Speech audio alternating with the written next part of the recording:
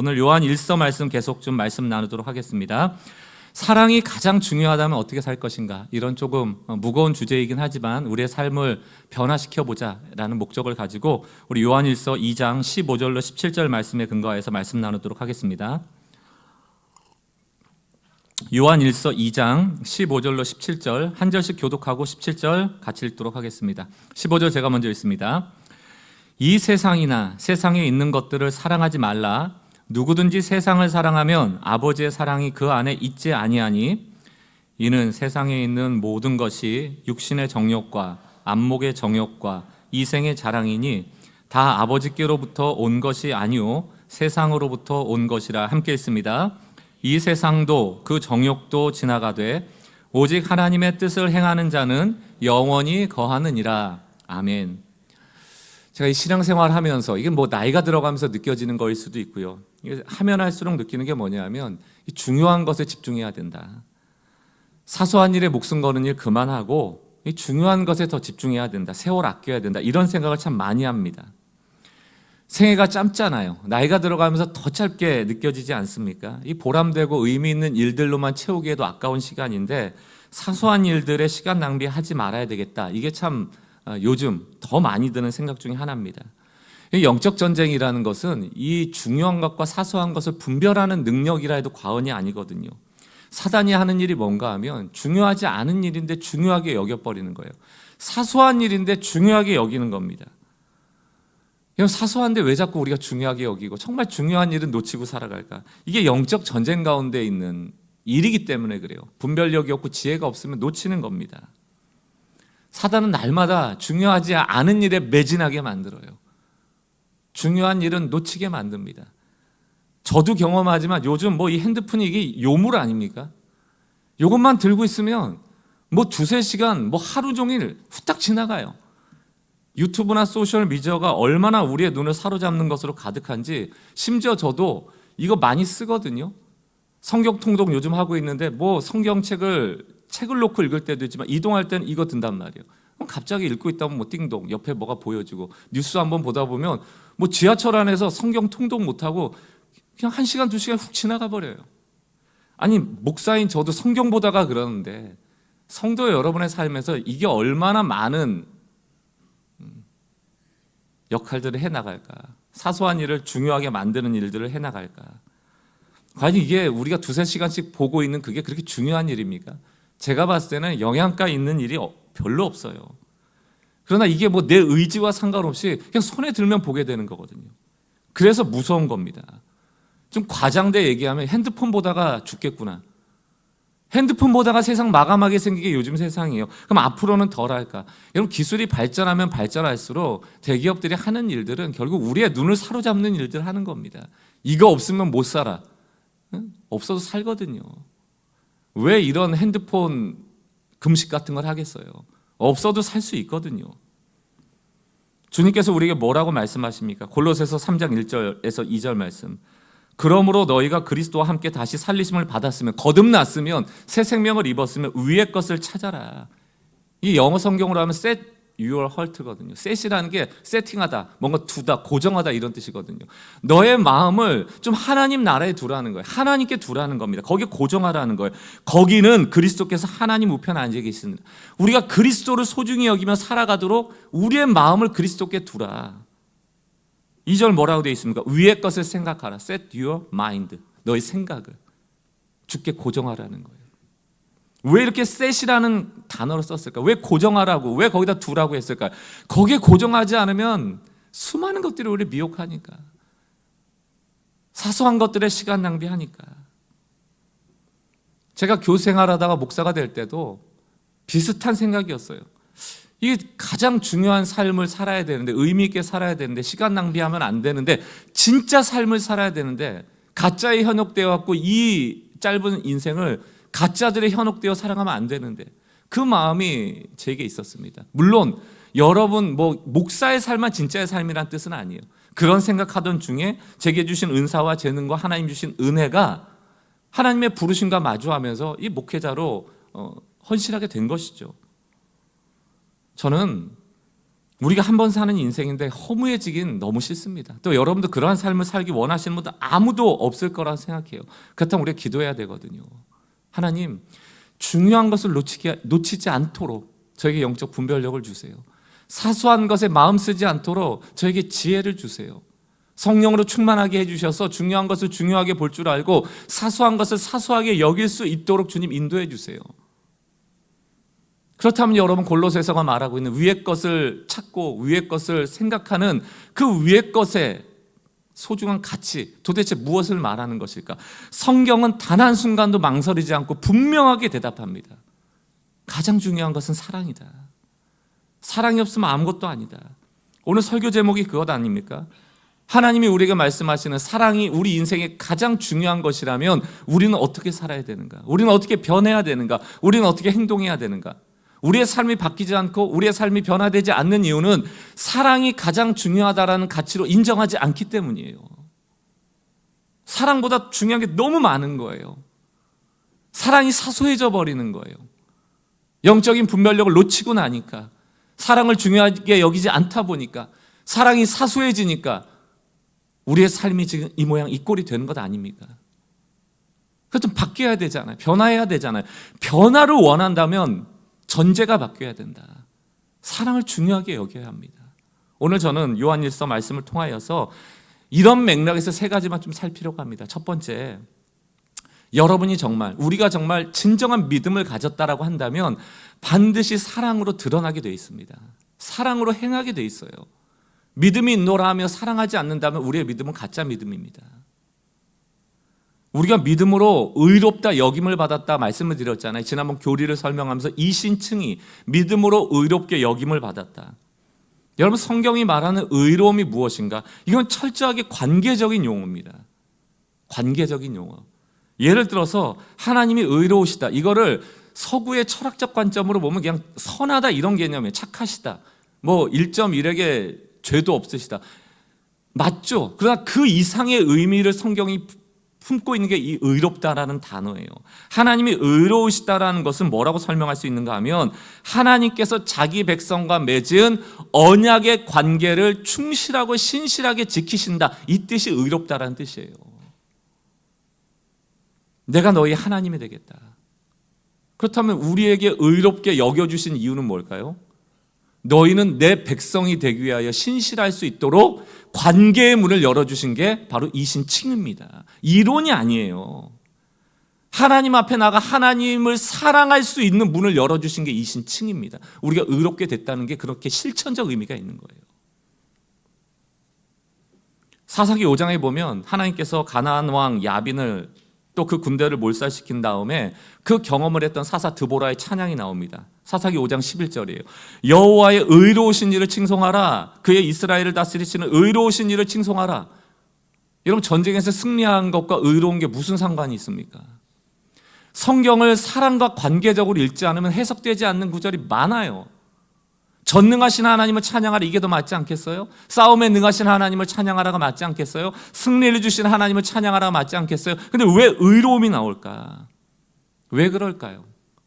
왜 전쟁에서 승리하게 하셨는지에 대한 이유가 나오는 거예요. 하나님은 이스라엘을 지키시기로 언약하셨기 때문에 어떤 수단과 방법을 써서라도 그 언약을 지키시기에 최선을 다하신다. 우리와 관계를 유지하고 더 신실한 관계, 더 사랑의 관계로 나가기 위하여 최선을 다하신다. 이게 의로우신 하나님이에요. 그렇다면 우리가 의롭게 여김을 받았다라는 그 은혜는 도대체 어떤 실천을 낳아야 하는가? 똑같아요. 하나님 앞에 나가지도 못하고 하나님을 더 사랑할 수도 없는 그런 전적인 타락한 존재가 되었는데 예수님께서 십자가를 통하여 다시금 하나님과의 관계를 회복시켜 주셨습니다. 그래서 로마서는 뭐라고 말합니까? 로마서 5장 1절. 그러므로 우리가 믿음으로 의롭다 하심을 받았으니 우리 주 그리스도 예수 그리스도로 말미암아 하나님과 화평을 누리자. 관계가 회복됐다는 거. 샬롬. 여러분, 우리 관계가 어색해지면 어때요? 부모 자식 간에도 그렇고 배우자 관계도 그렇고 눈을 안 마주치잖아요. 말을 잘 안 하잖아요. 화평이 깨져버리면. 근데 화평해졌다는 게 뭐예요? 다시금 눈과 눈을 마주하는 거예요. 서로 말하는 거예요. 대화하는 거예요. 밥상을 차려놓고 같이 식사를 하기 시작하는 거예요. 이게 화평이에요. 가까이 할 수 있게 되는 거예요. 로마서 5장 10절과 11절, 곧 우리가 원수되었을 때, 이 화평이 깨져버렸을 때 그의 아들의 죽으심으로 말미암아 하나님과 화목하게 되었은즉 화목하게 된 자로서는 더욱 그의 살아나심으로 말미암아 구원을 받을 것이니라. 그뿐 아니라 이제 우리로 화목하게 하신 우리 주 예수 그리스도로 말미암아 하나님 안에서 또한 즐겁게 되었다. 여러분 싸워보세요. 미워해보세요. 즐거움이 나옵니까? 눈을 안 마주치는데, 밥을 같이 먹지 않는데, 대화하지 않는데 어색한 거죠. 긴장이 생기는 거죠. 그런데 화목하게 되니까 즐거움이 일어나는 거예요. 하나님과 화목하고 화평해지지 않으면 사람과 화목해질 수 없습니다. 깨어진 마음, 부서진 마음으로는, 상처뿐인 마음으로는 독화살이 나가는 거예요. 날카로운 것들이 나가는 겁니다. 관계들이 무너지게 되는 거예요. 그러나 하나님께서 이신 칭의를 통하여 하나님과 화평하게 됨으로 우리에게 어떤 직분을 주세요? 화목해 하는 직분을 주신다고요. 너희도 화목하게 해라. 사랑하라는 얘기예요. 요한일서 2장 10절에서 11절, 그의 형제를 사랑하는 자는 빛 가운데 거하여 자기 속에 꺼리낌이 없으나 11절, 그의 형제를 미워하는 자는 어둠에 있고 또 어둠에 행하며 갈 곳을 알지 못하나니 이는 그 어둠이 그의 눈을 멀게 하였습니다. 진짜 중요한 게 사랑인데, 화목해 하는 건데, 형제를 미워한다라는 것은 이미 소중한 것을 사소하게 여기고 사소한 것을 중요하게 여겨버리는 사단의 미혹 가운데 있는 거예요. 사랑이 중요하다라는 가치를 인정하지 않는다는 거예요. 인정하면 그럴 수 없는 거죠. 어떻게든지 미움을 이겨내고 사랑하려고 애쓰는 것이죠. 종교개혁가 마틴 루터 잘 아시잖아요. 이신칭의를 그저 이론으로 말하지 않습니다. 루터에게도 믿음이라는 것은 예수님이 새롭게 관계를 만들어주신 새로운 관계로 들어가게 하는 역사거든요. 이렇게 썼습니다. 믿음이 우리를 의롭다 한다는 것은 믿음의 관계적 능력, 즉 믿는 죄인과 그리스도 사이의 연합이었다. 여러분, 우리가 믿는다고 우리가 죄인인 죄를 짓지 않고 살아갈 수는 없잖아요. 여전히 사랑받는 죄인이거든요. 죄인인 우리가 믿음 하나로 그리스도와 연합되는 거예요. 관계가 다시 회복되는 겁니다. 이것을 이신칭의로 봤거든요. 그러니까 이 복음이라는 것은 죄에서 구원받았다 정도가 아니고 우리가 하나님의 삶에 다시금 편입된다, 그의 빛 안으로 들어간다, 그분의 눈을 다시금 마주할 수 있다, 그분과 대화할 수 있다, 우리의 마음을 전할 수 있다, 이런 혜택이기 때문에 기쁜 소식인 거예요. 여러분, 단지 죄에서 구원받고 천국 간다 그러면 지금 죽는 게 제일 좋은 거죠. 왜 우리가 이 땅의 삶을 허락받았을까요? 그것은 하나님의 삶에 편입된 존재로 살아가도록 우리에게 허락하신 시간인 거예요. 성경을 읽을 때 이 사랑을 빼고 하나님과의 관계를 빼고 이 신뢰를 빼고 읽어버리면 오해될 구절이 너무너무 많습니다. 하나님 우리를 얼마나 사랑하시는지, 관계적으로 인격적으로 대하시는지 몰라요. 그렇기 때문에 심지어는 말도 안 되는 요구 같은데 하나님의 뜻을 꺾고 때로는 우리의 협상에 응하기도 하신단 말입니다. 이스라엘 백성이 불순종했어요. 하나님이 심판하셔서 새로운 민족을 세우려고 합니다. 그때 모세가 중보기도 하죠. 하나님 그러시면 안 돼요. 여러분, 모세가 하나님보다 선합니까? 모세가 하나님보다 더 올바른 판단을 했기 때문에 하나님이 그 심판을 거두셨을까요? 저는 그렇다고 보지는 않아요. 마땅히 하나님은 공의로우시기 때문에 심판하실 수 있죠. 새로운 민족을 선택하실 권한도 있습니다. 다시 세울 수도 있습니다. 은혜 베푸시면 어떠한 민족도 하나님의 민족이 될 수 있는 것이죠. 왜? 자격을 가지고 이스라엘이 하나님의 민족이 되지 않았기 때문에. 그런데 왜 돌이키실까요? 왜 모세의 말을 들을까요? 저는 모세의 그 중보기도에 사랑이 있었기 때문이라고 믿어요. 이스라엘 백성을 사랑하는 마음, 아끼는 마음, 긍휼한 마음. 부족한 생각이었겠죠. 피조물의 생각이 어찌 전능자의 생각을 뛰어넘겠습니까? 그럼에도 불구하고 그 사랑과 긍휼의 마음 하나 가지고 하나님은 그 마음을 바꾸시는 거예요. 하나님은 사랑을 바탕으로 하나님의 백성을, 하나님의 자녀를 다루어 가신다는 걸 늘 기억하셔야 돼요. 대표적인 게 뭡니까? 하나님 인내하신다.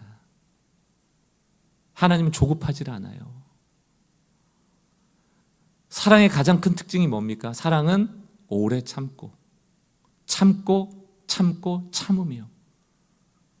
사랑에 대한 정확한 정의는 참는 거예요. 그러니까 사랑의 반대말은 뭘까? 조급함입니다. 내가 조급하다는 것은 그 사람에 대한 사랑이 없다는 얘기가 똑같아요. 세상은 조급해야 된다고 말하죠. 우리 자녀들을 향하여서도 배우자를 향하여서도 좀 빨리 더 이 수학 문제 많이 풀었으면 좋겠고, 빨리 성과를 냈으면 좋겠고, 빨리 진급했으면 좋겠고, 빨리 사업이 잘 됐으면 좋겠고, 학원에 가면 빨리 성적이 더 올랐으면 좋겠고. 배우자를 향하여 왜 이렇게 분노가 납니까? 왜 이렇게 화가 나요? 빨리 안 바뀌어서 그러는 거거든요. 내 마음을 접는 게 빠르지 저 사람이 바뀌는 게 빠르지, 이게 분별을 잘해야 되는데 그냥 참지 못하고 잘못을 지적해야 직성이 풀리는 거예요. 여러분, 지적한다고 사람 바뀌면 다 바뀌었을 겁니다. 사람 지적한다고 안 바뀌어요. 여러분들에게 권면드립니다. 손가락질하여서 자녀를, 배우자를 지적하는 당신이요, 당신이 지금 그 지적할 형편이 아니라는 걸 늘 기억하셔야 돼요. 우리가 어떻게 구원받았는데요? 우리가 자꾸 구원을 망각하기 때문에 그래요. 우리가 받은 은혜를 망각하기 때문에 그렇습니다. 하나님이 우리를 조급하게 대하셨더라면 저는 상상하고 싶지도 않아요. 오늘 우리가 살아가는 이 삶 가운데 하나님이 우리를 향하여 조급하게 다가오신다면 우리가 심판에서 벗어날 수 있을까요? 우리가 성령 충만하지 못할 때 나오는 증상이 조급함입니다. 사소한 일인데 조급하기 때문에 중요하게 보이는 거예요. 중요한 일인데 조급하기 때문에 사소하게 보이는 거예요. 조급하면 기도하지 않습니다. 기도하지 않으면 왜곡된 것들이 보이기 시작하거든요. 정말 경계해야 돼요, 조급함. 엘리야 선지자가 바알과 아세라 선지자와 영적인 대결에서 승리한 다음에 이세벨의 협박 때문에 두려워서 도망쳐 버리잖아요. 우울감이 오잖아요. 날 죽여달라고 그러잖아요. 로뎀나무 옆에서 죽겠다라고 그냥 자포자기 해버리잖아요. 하나님이 조급한 분이면요, 엘리야 버리면 되는 겁니다. 기능이 다 있으면 버리면 되는 거예요. 기계처럼 바꾸면 되는 겁니다. 하나님이 엘리야보다 더 한 사람을 왜 못 세우시겠습니까? 하나님은 놀라운 기적, 까마귀를 통하여 먹을 것을 보내주세요. 기운 차리라는 거예요. 밥 먹고 일어날 시간을 주는 거예요. 예수님을 배반했던 제자들 다 떠나잖아요. 예수님을 욕하고 떠나잖아요. 제가 예수님이었다면 부활한 다음에 제자 안 찾아갈 것 같거든요. 그래서 전 예수님이 아닌 거죠. 예수님 찾아가세요. 부활하셔서 자기의 일상으로 돌아가 버린, 자기를 배반해버린 그 제자를 찾아가셔서 밥상 차려주거든요. 그게 뭡니까? 기다려주는 거예요. 대체하는 게 아니에요. 바꿔버리는 게 아니에요. 우린 기능이 아니에요. 관계입니다, 신앙은. 하나님이 여러분의 기능을 요구하지 않아요. 사랑하자는 게 신앙이거든요. 어느 날 오은영 박사님 잘 아시잖아요. 뭐 자녀 양육이나 이런 데 카운셀링을 많이 해주시는데 저희 집도 마찬가지입니다만 이 아들 녀석들 청소년기 되면 잠이 많아요. 많을 수밖에 없는 게 크면서도 잠이 많고 밤에 늦게 자니까 얼마나 피곤해요. 그러니까 아침에 학교 가라고 깨우는 게 일이잖아요. 아마 이 가정도 그랬나 봐요. 지각하는 아들 때문에 이 어머니가 너무너무 힘든 거예요. 상담을 받는 겁니다. 그때 이 오은영 박사가 굉장히 날카로운 질문을 해요. 제가 그 질문에 저도 조금 이렇게 많은 것들을 생각해 보게 됐거든요. 어머니가 원하는 아들은 지각하지 않는 아들입니까? 아니면 시간을 관리할 줄 아는 아들입니까? 이 질문을 해요. 여러분, 지각한 아들을 떠올려 보시면서 뭘 원하는 거예요? 지각하지 않는 아들을 원하세요? 시간을 잘 관리할 수 있는 아들을 원하세요? 당연히 우리가 겉으로는 시간을 잘 관리하는 아들을 만들기 위하여 지각하지 않도록 하는 겁니다. 저는 지각은 안 했으면 좋겠어요. 그래도 사랑하는 성도 여러분, 시간을 잘 관리하려면요, 실패를 겪어야 돼요. 가서 두드려 맞기도 하고요, 그것 때문에 성적이 날아가기도 하고요, 손해를 경험하면서 이러면 안 되는가를 배워야 하는 겁니다. 그게 자기께 되는 거예요. 그 시간을 견뎌주는 게 부모입니다. 그게 사랑이에요. 물론 지각하지 말라고 애써야지, 깨우기도 하고 전쟁을 치러야죠. 그러나 좀 더 큰 중요한 목표를 받으셔야 된다. 잡으셔야 된다. 이 아이가 시간 관리를 잘하고 성장하도록 만들려면 그 훈련과 시행착오를 겪지 않으면 결코 알 수 없는 것들이거든요. 언제까지 부모가 그 아들을 끼고 살겠어요? 서로에 대한 사랑과 신뢰로 이 어려운 때를 이겨가는 것이 가장 성경적인 방법이고요. 하나님이 우리에게 조급하지 않듯 배우자를 향하여 아들들, 딸들, 자녀를 향하여 조급하지 않고 어떻게 중요한 것들을 이루어갈 수 있을까를 고민하는 거예요. 그래서 기도가 필요한 거예요. 깊은 생각이 필요한 겁니다.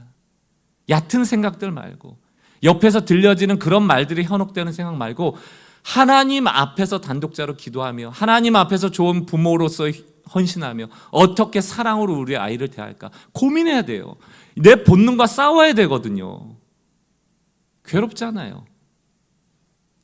그러나 사랑은 그 인내와 희생 없이는 이루어질 수 없어요. 지각하지 않는 아들을 만들면 내 속은 편하겠지만 그게 과연 사랑일까?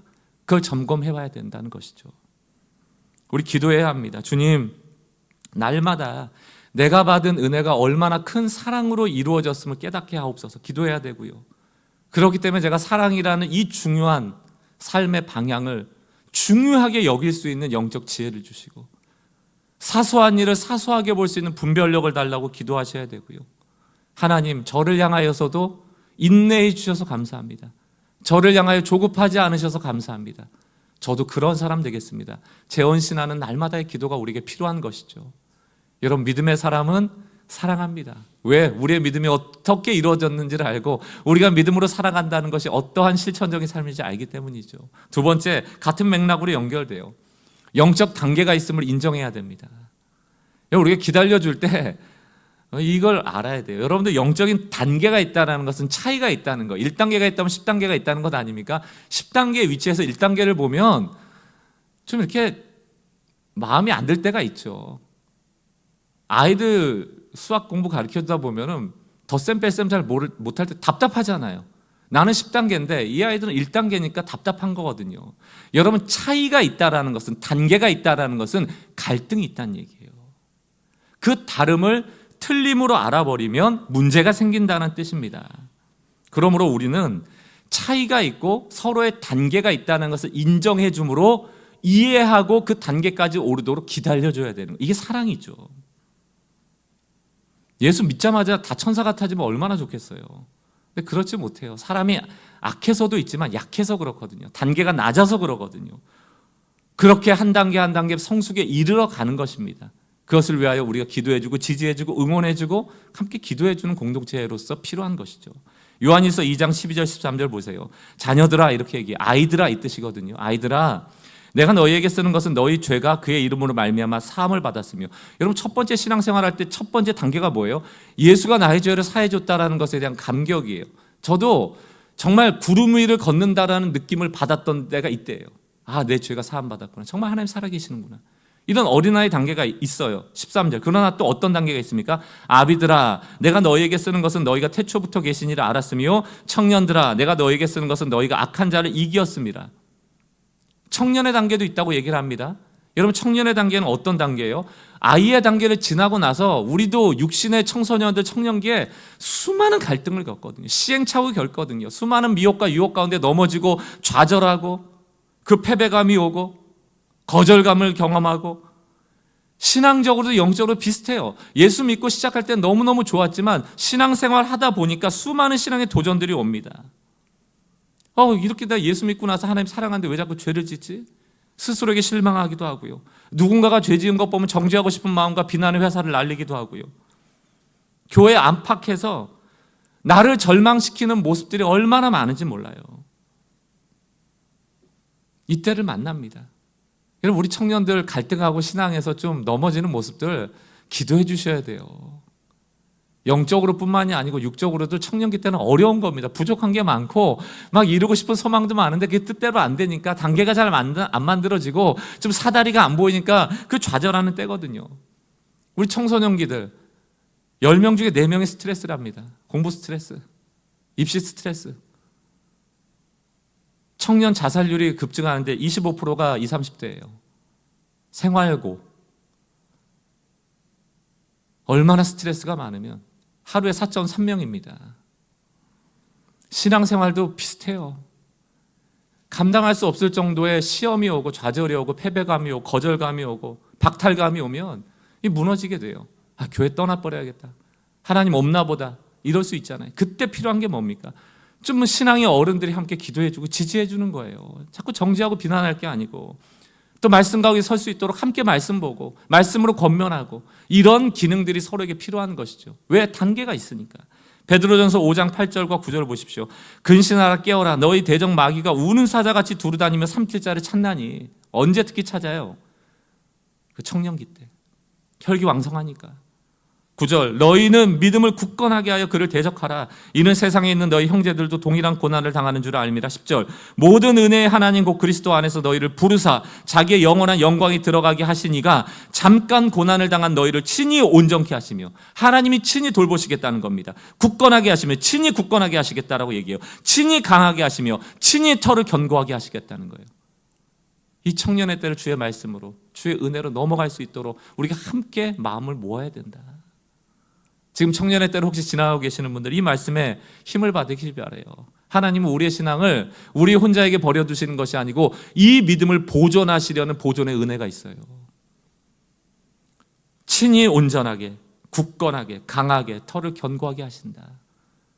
이 믿음 붙잡고 승리하시기 바랍니다. 이러고 나면 아비의 단계로 넘어갈 때가 있습니다. 이 아비의 단계로 넘어가면 태초에 계시니가 있었다는 것을 알게 되면서 앞에 놓인 일에 일희일비하지 않고 정말 굳건한 바위처럼 흔들리지 않는 믿음의 사람이 되어질 때도 옵니다.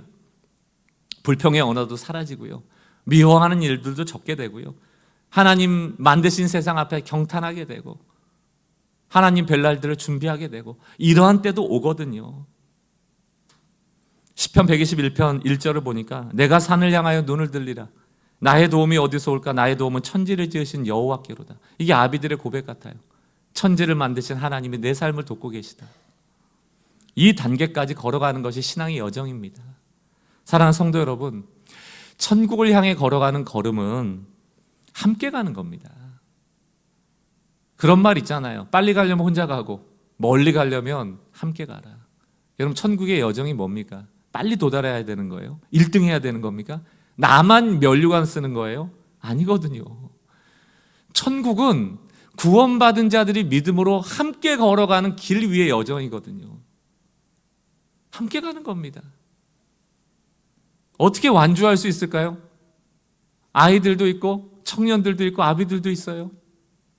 특별히 청년의 때 시험과 유혹에 넘어지고 뒤돌아가려고 하고 그 길에서 낙오되려고 할 때 어떻게 함께 걸어가는 것이 함께 걸어가는 겁니까? 손 잡아주고 일으켜주는 거죠. 제가 이 설교를 준비하다가 제 대학 시절 불렀던 노래 한 소절이 생각났습니다. 저도 이제 88학번이기 때문에 민주화 시대에 뭐 나라 걱정도 많이 하고 신세 한탄도 많이 하면서 뭐 여러 가지 철학도 읽으면서 그랬었습니다. 그때 함께 불렀던 노래가 이거예요. 함께 가자 우리 이 길을. 아마 아시는 분도 계실 겁니다. 그 후반의 가사를 보면 이게 한 시인의 시를 가지고 만든 노래인데, 해 떨어져 어두운 길을 서로 일으켜주고 가다 못 가면 쉬었다 가자. 아픈 다리 서로 기대요. 함께 가자 우리 이 길을. 아픈 사람 두고 혼자 천국 가면 돼요? 나만 가면 돼요? 나만 면류관 쓰면 돼요? 여러분, 천국 가면 주님이 물어보실 거 두 가지예요. 정말 사랑하면서 왔느냐, 두 번째 누구랑 왔냐. 확신할 수는 없죠. 성경에 있는 얘기는 아닙니다. 그러나 그럴 것 같아요. 누구랑 왔냐, 누구 손잡고 왔냐, 누구를 일으키며 왔냐, 누구의 어깨를 빌려주며 왔냐. 그거 물으실 것 같아요. 왜? 하나님 사랑이시니까. 하나님 제가 왔어요, 저 혼자 왔어요, 제가 1등이에요 이러진 않아요. 이거 가지고 하나님 기뻐하실 것 같지는 않아요. 나만 면류관 받는 게 아니에요. 우리 모두가 면류관 받는 겁니다. 그날을 소망한다면 사랑만큼 중요한 게 어디 있습니까? 그 길 위에 모든 사람이 낙오하지 않도록 함께 가야 되잖아요. 제가 주일학교 교사나 주차 봉사자들 모집할 때, 이것도 오해하지 마세요. 여러분들 뭐 봉사라고 강요하려고 여기다 집어넣는 에피소드가 아니고요. 그냥 제 마음은 그런 거거든요. 저는 기능이 중요하지 않아요. 하나님도 그렇게 여기시리라 봅니다. 제가 안타까워하는 것은 뭐냐면, 어떤 사람이 독박으로 모든 에너지를 소진할 때까지 봉사하는 그 모습이 너무 아프거든요. 봉사자가 필요한 이유는 그 사람이 쉴 수 있도록 해줘야 되는 거예요. 그 사람에게 어깨가 돼줘야 되기 때문에 내가 잘 못하지만 그 시간을 좀 내가 채워줄게. 누군가가 다시 일어나 일할 수 있도록 내가 그 시간을 감당해 줄게. 함께 하고자 하는 마음이 곧 사랑인 것입니다. 그래서 봉사하는 사람들이 필요한 것이죠. 근데 우리는 늘 기능으로 도망가죠. 나 잘 못해. 그 기능이 좀 안 돼. 그 필요한 게 아니에요. 하나님 기능으로 사람 뽑았을 것 같으면 제가 목사가 될 리가 있습니까? 여러분들을 먼저 구원했겠어요? 더 잘난 사람들이 왜 없겠습니까? 신앙은 기능이 아니에요. 관계입니다. 사랑이고 긍휼이에요. 이 공동체 가운데, 우리 가정 가운데, 또 믿음의 사람들 가운데 함께 길을 걸어가는 그 천국의 여정 가운데 단계가 있어요. 그 차이를 서로 인정해주고 메워가는 것, 그것이 신앙의 여정이라 저는 믿습니다. 세 번째, 결국 믿음은 영원한 것에 집중하도록 우리를 이끌어간다. 이걸 기억하셔야 돼요. 영원한 게 뭘까요? 사랑이거든요. 결국 사랑만 남습니다. 사랑만. 결국 사랑이에요. 여러분, 태초에 천지를 지으실 때 하나님은 삼위일체로 함께 하셨습니다. 삼위일체에 대한 여러 가지 의견과 이론들이 있어요. 왜냐하면 이론이고 의견일 수밖에 없는 게 다 몰라요. 아무도 모릅니다. 삼위일체라는 게 성경에 나온 용어도 아니고 신학적으로 파헤쳐 보니 하나님이 삼위일체적으로 역사하고 계시다는 것을 알 뿐이지 우리 눈으로 어떻게 세 존재가 하나가 될 수 있는가, 우리로서 이해할 수 없는 이해 불가의 영역이거든요. 그러나 많은 분들이 그걸 이해하려고 애를 썼고 그중에 저는 어거스틴의 예를 하나 들려드리고 싶어요. 어거스틴은 삼위일체를 어떻게 해석했는가 하면 사랑하는 성부, 그리고 사랑받는 성자, 그리고 사랑이신 성령, 이렇게 해석을 합니다. 그럼 여러분, 삼위일체가 관계 안에서 일체로 존재할 때 그것을 하나 되게 하는 것은 사랑이었고, 태초에 인간을 만들기 이전부터 존재했던 것이 바로 사랑입니다. 사랑은 하나님과 함께했던 하나님이시고 우리 이 땅 가운데 가장 중요한 것이며 우리가 죽어 천국에 가서도 영원할 것이 바로 사랑이에요. 사랑만큼은 사라지지 않거든요. 그래서 사랑은 영원하다라고 말하는 것입니다. 바뀌지 않아요. 사랑은 영원한 것이에요. 그렇다면 여러분, 우리를 만들기 전에 존재했던 그 사랑의 하나님이 우리를 만드실 때 왜 만드셨을까? 하나님 부족한 게 없으시거든요. 만약 기능이라면, 뭔가 소출을 더 얻고자 했다라면, 돈을 얻고자 했다라면 하나님은 우리를 만들 이유가 없어요. 이미 풍요로우시기 때문에. 왜 우리를 만드셨을까? 사랑의 관계로 존재하셨던 그 하나님이 우리를 만드셨다면 만드신 이유는 분명합니다. 사랑이 너무 좋았기 때문이에요. 이 사랑이 더 많아지기를 바랬을 뿐이에요. 더 풍요로워지기를 바랬을 것입니다. 우리를 만드신 목적이에요. 그럼 우리의 삶의 목적은 무엇입니까? 만들어진 바대로 살아가는 것이 우리의 삶의 목적이라면 사랑하는 게 삶의 목적이에요. 이 전제가 틀어져 버리면 우리의 삶은 중요한 것은 잊어버리고 사소한 것을 중요하게 여기며 살아갈 수밖에 없어요. 영적 전쟁은 치열합니다. 결국 우리가 사랑하지 못하도록 하는 게 영적 전쟁이고요. 사랑을 우리의 삶의 가장 중요한 가치로 여기지 못하도록 하는 게 영적 전쟁이에요.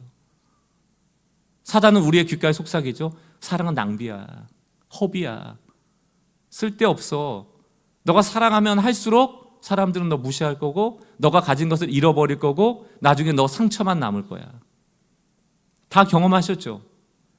그리고 나서 더 이상 사랑 안 하기로 작정하셨죠. 왜? 그게 사단이 원하는 거니까. 사단의 결론은 그겁니다. 너를 만든 목적이 사랑인 것도 잊어버려라. 너가 사랑하며 살아야 되며 비록 낭비하고 허비하며 상처받을지라도 그 불가능한 열정을 포기하지 않고 끝까지 주님 만나는 그날까지 해야 된다는 그 목적을 상실하게 하는 게 사단의 목적이거든요. 요한일서 2장 15절 16절 이 세상이나 세상에 있는 것들 사랑하지 말라. 누구든지 세상을 사랑하면 아버지의 사랑이 그 안에 있지 않게 된다. 16절 이는 세상에 있는 모든 것이 육신의 정욕, 안목의 정욕, 이생의 자랑이니 아버지께로 온 것이 아니고 세상으로부터 온 것이라. 이 얘기가 뭡니까? 결국 아버지의 사랑이 빠져버리고 내가 사랑받는 존재요, 사랑해야 되는 존재라는 존재의식이 사라지고 나면 남는 것은 안목의 정욕, 이생의 자랑들, 그거밖에 남지 않아요. 그건 아버지께로 온 게 아니에요. 중요한 게 아니에요. 근데 중요하게 여겨버리는 거예요. 중요한 게 아닌데 하루 종일 여기 빠져 사는 거예요. 이게 뭐라도 되는 줄 알고 여기에서 얻는 정보, 여기에서 사야 되는 것들, 혹시 나만 못 사는 거 아닌가? 나만 없는 거 아닌가? 나도 있어야 되는 것 아닌가? 손가락을 눌러대면서 기어코 사고 말고 그것을 가지면 내가 뭔가 되는 양 오해하면서 살아가는 것, 그게 현대인의 삶이 아닐까요? 사랑하는 성도 여러분, 우리가 정말 이 영적 전쟁의 시대에 정신을 바짝 차리고 살아야 합니다. 사랑이 가장 중요하고요. 이 사랑을 위해서 존재하는 것이고요. 우리의 삶의 모습에서 어떻게 사랑하며 살아갈까를 고민하는 것, 그게 하나님이 기뻐하시는 삶의 모습입니다. 정의란 무엇인가를 썼던 마이클 샌들 교수가 쓴 책 중에 돈으로 살 수 없는 것들이라는 책이 있어요. 여러분, 돈으로 살 수 없는 게 그런데 있나요? 역설적이게? 돈으로 살 수 없는 것들이 사실 있어야 합니다. 도덕이라든가 윤리라든가 명예라든가 정의 같은 것도 그런 거죠. 여러분, 법이라는 게 돈으로 사서는 안 되는 거잖아요. 옳고 그름을 분명히 따져야 하는 것이고, 옳은 것은 옳다, 그른 것은 그르다, 그 기준에 맞춰서 해야 되는데 왜 무전유죄, 유전무죄 같은 얘기가 나옵니까? 그 법을 돈으로 사는 거예요. 명예를 돈으로 사는 거예요. 도덕이나 윤리도 돈으로 사버리는 거예요. 그게 이 시대입니다. 이런 시대에 살다 보니 하나님도 돈으로 사려는 노력을 왜 안 하겠어요? 종교가 돼가는 겁니다. 돈이면 다 되는 줄 아는 거예요. 돈이 가장 높아져 있는 거예요. 무서운 세상입니다. 하나님이 무엇을 원하실까? 저는 오늘 말씀을 정리하면서 미가서 6장 6절로 8절에서 하나님이 우리에게 주시는 기도의 제목과 우리가 살아내야 될 삶의 방향을 붙잡으시는 은혜가 있길 바라요. 미가서 6장 6절과 8절입니다. 내가 무엇을 가지고 여호와 앞에 나아가며 높으신 하나님께 경배할까? 내가 번제물로 1년 된 송아지를 가지고 그 앞에 나아갈까? 안 된다는 얘기 아닙니까? 사랑하는 성도 여러분, 잘 들어보세요. 레위기나 이런 절기법을 보면 1년 된 송아지 가지고 속죄제 드리라고 되어 있거든요. 너가 그 제사를 이렇게 드려서 제사장들하고 이렇게 해서 절차를 쭉 만들어 놓고 이거를 태워드리면 너희 민족의 죄를 사해주겠다고 말씀하셨거든요. 근데 여기에 의문부호를 딱 붙이는 거예요. 지금 미가서는 1년 된 송아지를 가지고 하나님 앞에 번제물로 나간다고 해서 하나님이 우리의 경배를 과연 받으실까? 라고 하면 우리는 받으신다고 했잖아요. 하나님 이렇게 하라고 했잖아요. 하나님 우리에게 말씀하시는 게 빠진 게 있다. 내가 너에게 속죄제를 요구하고 절기를 요구할 때 빠진 게 있다. 언약했잖아요. 사랑하려고 하는 거라니까요. 사랑해서 하는 거라니까요. 죄를 짓고 하나님 너무 미안하고 주님 앞에 설 면목이 없고 사랑해야 되는데 사랑하지 못하고 그 마음 때문에 송아지를 대신하여 하나님께 드리는 거라니까요. 그 마음이 다 없어져 버리고 하나님과 더 깊은 관계로 나갈 마음도 없고 미안하지도 않고 수치스럽지도 않지만 그저 하라니까 하는 순종, 그것으로 하나님을 기쁘시게 해드릴 수 없어요. 예배? 주일날 나와서 앉아있으면 되는 게 아닙니다. 천천의 수양, 7절 말씀 보세요. 여호와께서 천천의 수양이나 만만의 올리브유와 같은, 이 올리브유거든요. 기름, 강물같이 흐르는 올리브유, 그것으로 나간다고 하나님 기뻐하실까? 내 허물을 위하여 내 맏아들을 내 영혼의 죄로 말미암아 내 몸에 열매를 드릴까? 맏아들을 드린다고 될까? 내가 선행을 베푼다고 될까? 안 된다. 하나님 그거 원하시는 게 아니라는 거예요. 8절 뭐라고 되어 있습니까? 사람아, 주께서 선한 것을 너에게 보이셨나니 여호와께서 내게 구하는 것은, 원하는 것은 정의를 행하고, 여기서 의자 들어가잖아요. 아까 의로이 뭐라고 했습니까? 올바른 관계라고 해요. 정의라는 건 올바른 관계예요. 인간과 인간이 정말로 올바른 관계에 있다면 해야 될 일들. 공의는 뭡니까? 평등 속에서 해야 될 일들, 마땅히 해야 될 일들이 정의와 공의거든요. 갑질하고 이런 거는 전혀 성경적이지 않은 거예요. 내 것을 나누려고 하지 않는 건 성경적이지 않은 거예요. 주께서 선한 것을 너에게 보이셨나니 여호와께서 내게 구하는 것은 정의를 행하고 인자를 사랑하며, 인자를 사랑한다는 게 러브 멀시입니다. 긍휼한 마음, 자비한 마음을 사랑하라는 거예요. 여러분, 이게 기도 제목입니다. 우리에게 우리가 수많은 기도를 하고 있잖아요. 근데 정말 주님 나를 사랑하게 해달라는 기도를 하고 있습니까? mercy, 내가 자비를 사랑하게 해달라고 기도하고 있습니까? 그 기도가 없으니 우리 마음에 자비심이 안 나오는 거예요. 우린 자비심이 원래 없거든요. 기도할 때, 성령으로 충만해질 때, 하나님의 뜻으로 가득해질 때, 내게 원하시는 것이 무엇인지를 분명히 알 때, 사랑이 삶의 가장 중요한 목적임을 알 때 비로소 우리는 자비심을 갖게 되는 거거든요. 정의를 행하고 인자를 사랑하며 여호와와 함께 겸손하게 동행하는 것, 그분과 걸어가는 것, 이것을 하나님 요구하시는 겁니다. 이게 우리의 기도의 제목이에요. 가장 중요한 겁니다. 신앙생활 왜 하십니까? 교회 왜 다니세요? 오늘 주님께서 답을 주신 거예요. 1년 된 송아지 잡아봐야 소용없다. 천천의 수양을 가져와 봐라. 내 마음은 조금도 움직이지 않는다. 내 맏아들을 제사로 드리고 내가 아무리 많은 선행을 한다 해도 내 마음 움직이지 않는다. 내가 원하는 거, 너가 의롭게 여김 당한 이신층의 사람으로서 그러한 믿음의 삶을 살아내기를 원해. 공의롭고 정의로워져라.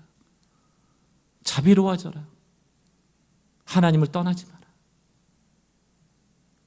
이 세 가지의 기도의 제목을 가지고 우리의 삶을 점검하고 이것이 정말 중요하다면 내가 무엇부터 바꿔야 하고 어떤 삶을 살아야 될지, 하나님 앞에 어떤 모습으로 서야 될지를 깊이 기도하고 고민하며 하나님이 기뻐하시는 삶으로 나가는 주의 백성들 되시기를 주님의 이름으로 축원합니다.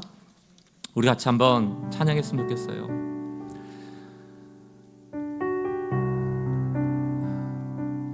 참 우리 같은 사람을 왜 불러주셨을까? 더 인격적으로 훌륭한 사람도 있지 않겠습니까? 더 빨리 예수의 형상을 닮아갈 수 있는 사람도 있을 것 아닙니까? 참 우린 더뎌요. 그 모르고 하나님이 구원하신 건 아닐 겁니다. 이미 우리의 약함과 약점과 게으름과 무능함과 무지함을 다 알고 부르신 거죠. 그리고 그렇게 만들어 가십니다. 사랑으로, 격려하고, 위로함으로, 말씀으로, 때로는 역사하여 주심으로, 기적 같은 일들로. 그걸 우리에게 요구하시는 것이죠. 예수의 마음을 가져라. 작은 예수가 되라. 인자를 사랑하고 정의를 행하고 하나님을 떠나지 마라. 기도해보면요, 달라져요. 성령 충만이라는 것은 결국 하나님의 뜻으로 충만해지는 거거든요. 이거 보고 있으면 성령 충만해질 수 없습니다. 저도 한 주간 싸우겠습니다. 여러분도 싸우셔요. 사소한 겁니다. 중요한 거 아니에요. 중요한 것으로 더 집중하고 매진하십시오. 우리를 부르신 그 하나님을 다시금 바라보며 그 뜻에 합당한 자로 서겠습니다. 헌신하는 마음으로 우리 이 찬양으로 주님 앞에 나갑시다. 하나님의 부르심에는 후회하심이 없습니다. 하나님의 부르심에는 후회하심이 없네. 내가 이 자리에 선 것도 주의 부르심이라. 아멘. 하나님의 부르심에는 결코 실수가 없네. 나를 부르신 하나님의 신실하심을 2절입니다. 작은 나를 부르신 뜻을 나는 알 수 없지만 오직 감사와 순종으로 주의 길을 가리라. 때론 내가 연약해져도 주님 날 도우시니 주의 놀라운 그 계획을 나는 믿으며 살리. 날 부르신 뜻 내 생각보다 크고 날 향한 계획 나의 지혜로 증명 못하나 가장 좋은 길로 가장 완전한 길로 오늘도 날 이끄심이 날 부르신 뜻 날 부르신 뜻 내 생각보다 크고 아멘. 날 향한 계획 나의 지혜로 측량 못하나 주님, 가장 좋은 것은, 가장 중요한 것은 주님의 뜻대로 그 눈으로 보게 하여 주시옵소서. 안전한 길로 오늘 사랑의 길로 우리를 부르셨음을 다시금 확신하며 고백합시다. 날 부르신 뜻이 거기에 있습니다. 날 부르신 뜻 내 생각보다 크고 아멘. 날 향한 계획 나의 지혜로 측량 못하나 아멘. 가장 좋은 길로 가장 완전한 길로 오늘도 날 이끄 이렇게 고백합시다. 주의 손이, 주의 손이 붙드시네 흔들리는 우리의 삶을 주의 손이 고치시네